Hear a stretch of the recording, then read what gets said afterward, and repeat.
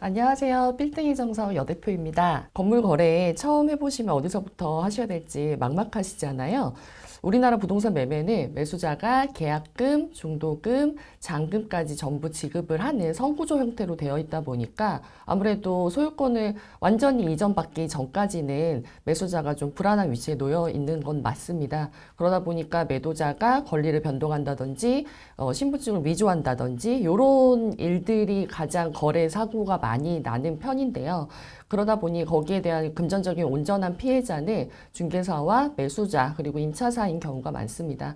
그러다 보니 그 입장에서 거래를 할 때 반드시 좀 체크해야 되는 체크포인트 위주로 좀 정리를 해봤습니다. 건물 거래에서 사고가 가장 많이 나는 이유는 구조적인 이유가 있습니다. 확인해야 될 것들이 좀 많다라는 건데요. 법적으로, 물리적으로, 그리고 재무적으로, 행정적으로, 인적적으로도 5가지 구조가 동시에 맞물려 있다 보니까 난이도가 좀 높고 복잡하고 사고 위험성이 좀 높은 편입니다. 그래서 이 5가지 구조를 좀 꿰뚫을 수 있는 체크포인트 6가지 정리해 보았습니다. 첫 번째는 등기부등본 당사자 확인입니다. 두 번째는 현장 실사, 건축물 확인하셔야 되고, 세 번째는 임대차하고 명도관계입니다. 네 번째는 매도자께서 제시해 주신 수익률을 검증해야 되고, 그리고 매수자의 매입 자금 계획을 세우셔야 되는 부분. 다섯 번째는 계약서 특약사항입니다. 여섯 번째는 잔금을 잘 치르고 인수인계를 잘 받는 거. 그렇게 6가지로 잡아보았습니다. 일단은 제일 중요한 첫 번째 등기부등본과 거래 당사자, 매도자 확인 부분 말씀드릴게요. 가장 먼저 그리고 가장 꼼꼼하게 체크를 하셔야 되는 부분이고 반드시 등기부등본은 말소사항을 포함해서 출력해서 그걸 보셔야 됩니다. 갑구와 을구로 나눠져 있는데 갑구는 소유권에 관한 사항입니다. 매도자가 등기상 소유자가 맞는지 일치하는지를 반드시 확인을 하셔야 되는데 우리가 거래할 때는 신분증, 운전면허증을 가지고 오시기 때문에 진위 여부를 반드시 확인을 하고 그리고 대리인이 있으실 경우에는 매도자께 실제로 대리인을 위임을 하셨는지 반드시 전화로 녹취까지 해서 확인을 하고 대리인 서류 또한 꼼꼼하게 다 확인을 하셔야 됩니다. 그리고 이제 갑구에 가압류, 가처분, 가등기, 경매 개시 결정 등기 이런 것들이 있으면은 위험한 신호로 보시고 반드시 거래를 중단을 검토를 하시거나 그리고 있으면 거래가 불가한 케이스가 있기 때문에 꼼꼼하게 보셔야 됩니다.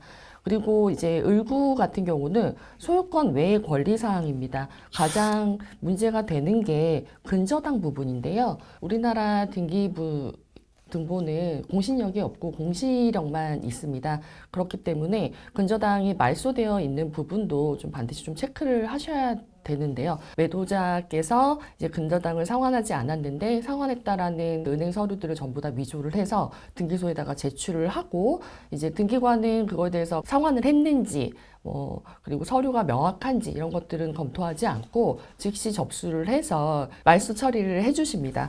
그렇기 때문에 이제 매수하신 분은 몇 년 뒤에 그 사실을 알게 되고 소장이 날라와서 이제 억울하다라는 소송을 진행을 하시면은 다 패소한 케이스가 항상 뉴스에 많이 거론되고 있습니다. 그럴 때 가장 많이 안전한 방법으로 이제 권유되는 게 그 부동산 권리보험입니다. 권원보험이라고 해서 1회에 한해서 매매 계약할 때 이런 소유권에서 이제 사기라든가 문제가 있을 때 피해액을 보상해주는 보험인데 요런 것들이 이제 가장 추천을 해주시고 있는데 저 같은 경우는 말소된 등기부 등본에 빨간색 줄이 쳐져 있는데 거기에 채권은행의 주소지가 다 나와 있습니다. 그래서 해당 은행에 직접 전화를 해서 금융거래 사실이 있었는지 실제로 상환을 했는지 반드시 체크를 하는데 이 부분이 정말 중요하니까 여러분들도 반드시 좀 직접 전화하셔서 확인을 좀 해주셨으면 좋겠습니다. 그리고 또 한 가지 반드시 확인을 하셔야 되는 게 통장 사본을 반드시 수령하시는 거를 제가 권해드립니다. 여러분들도 예전에 들으셨겠지만 계좌번호만으로는 좀 불충분한 게 이제 중개사님이 한 장짜리 계약서를 쓰실 때 입금 계좌가 한 줄로만 적혀 있고 예금주 누구누구 이렇게 홍길동 이렇게 적혀 있는 경우가 있는데 한때 삼행시 모임통장 사기 사례가 빈번했었습니다.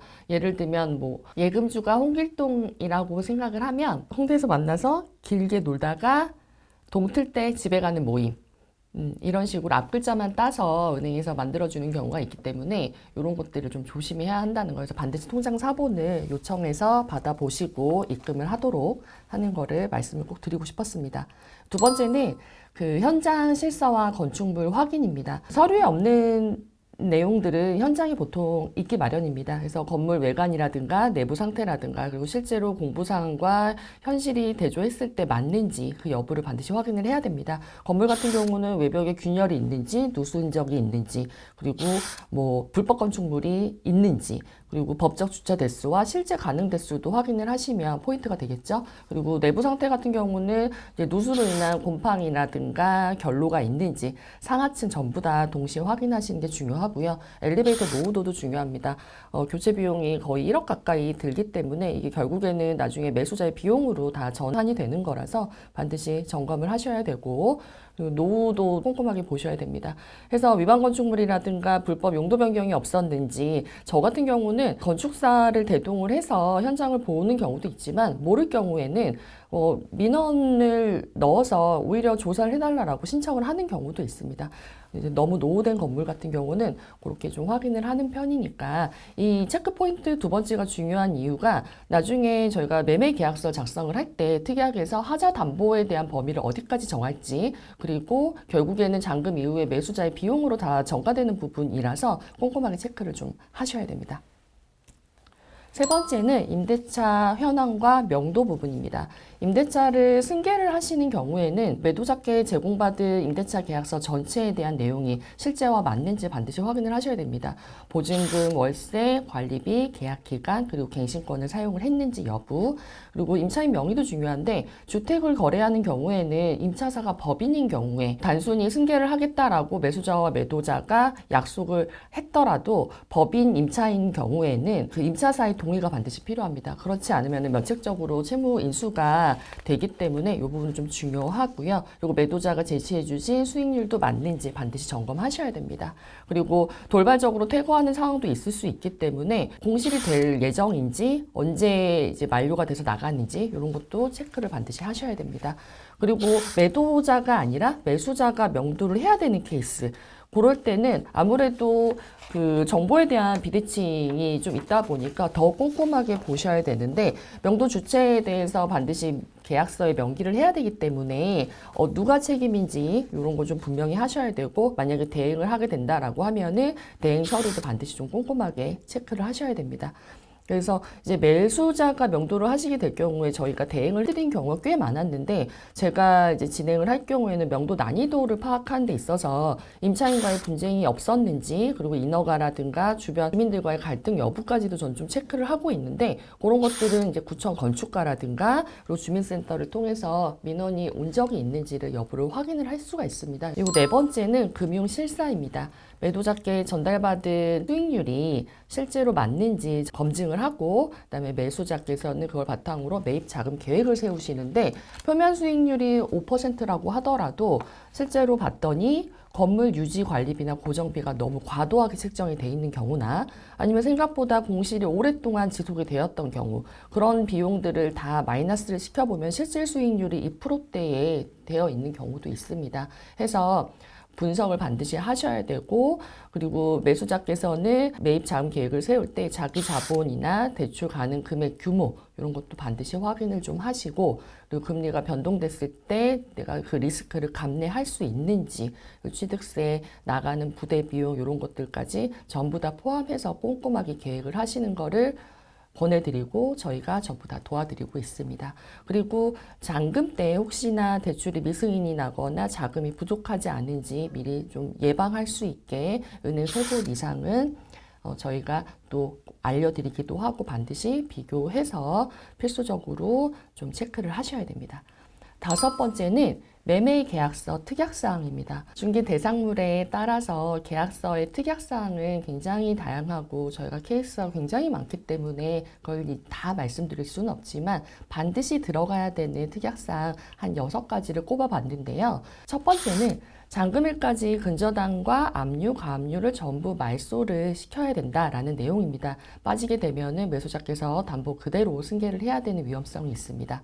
두 번째는 하자가 있을 경우에 매도인께서 어디까지 보수를 해주실 수 있는지 그 책임 범위와 기간을 명시하셔야 됩니다. 안 그러면 매수자께서 수천만 원의 수리비를 이제 떠안게 되는 분쟁이 있을 수 있고요. 세 번째는 위약 시 계약금을 반환받거나 혹은 위약벌 조건을 반드시 넣어야 된다는 겁니다. 민법에 배액 배상에 대한 내용은 있지만 위약벌에 대한 내용은 조금 약하기 때문에 저는 특약에다가 반드시 명기를 하고 있고요. 네 번째는 현 상태로 승계를 할 건지 아니면 임차인을 명도를 할 건지 이 부분은 꼼꼼하게 기재를 하셔야 됩니다. 나중에 포괄 양도 양수도 문제가 있기 때문에 인도 조건에 분쟁이 있을 수 있어서 체크를 하셔야 되고, 다섯 번째, 소유권 이외에 신규 권리 설정을 금지 조항을 넣으셔야 됩니다. 그리고 여섯 번째, 용도 변경을 어디까지 매도자께서 협조를 해주실지, 그리고 만약에 신축을 해야 되는 경우라면 계약 이후에 신축 리모델링 인허가 협조를 좀 해주십사 하고 저희가 좀 많이 부탁을 드리는 편인데, 그래야 잔금 이후에 매수자께서 바로 철거를 들어가서 비용이 증가되는 걸 좀 예방할 수가 있습니다. 그래서 저희가 요거를 좀 챙기고 있는 편입니다. 여섯 번째는 잔금일과 인수인계입니다. 잔금일에는 굉장히 준비사항도 많고 체크해야 될 것들이 많이 있습니다. 근데 이제 반드시 확인해야 되는 게 등기부 등본 말소사항까지 전부 다 발급받고 건축물 대장도 발급을 받으셔서 혹시나 계약 이후에 그 사이에 위반이 없었는지 혹은 변동된 부분이 없었는지 면적 부분도 좀 꼼꼼하게 보셔야 되고요. 대출을 설정을 하시던 소유권 이전을 하시던 법무사님이 한 분 내지 두 분이 동석을 하시게 되는데, 반드시 근저당이 있다라고 하면 근저당만큼의 비용만 먼저 상환을 하시고 말소가 된 거를 확인을 한 후에 그 다음에 나머지 잔금을 지급을 하셔야 된다라는 거, 이게 가장 중요한 부분이니까 말씀을 드리고, 매도자 준비사항이라든지 매수자 준비사항이라든지 이런 건 저희가 따로 촬영을 해서 말씀을 드리는 걸로 하겠습니다.